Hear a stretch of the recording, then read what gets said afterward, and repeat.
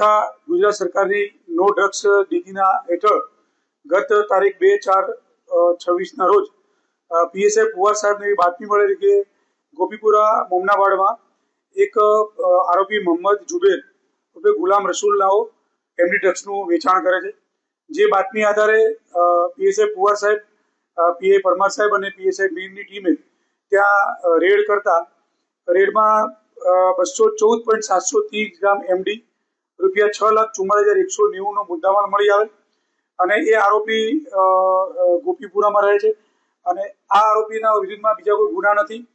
આ આરોપીમાં એને પકડ્યા પછી એની પૂછપરછ કરતા મુદ્દામાલ ક્યાંથી લાવે છે, એ મુદ્દામાલ એજાજ ઉર્ફે બાટલા મુસ્તાક ડાયર શાહપુરનાઓને વોન્ટેડ જાહેર કરેલ છે, જેના પાસેથી આ એમડી ડ્રગ ખરીદતો હતો।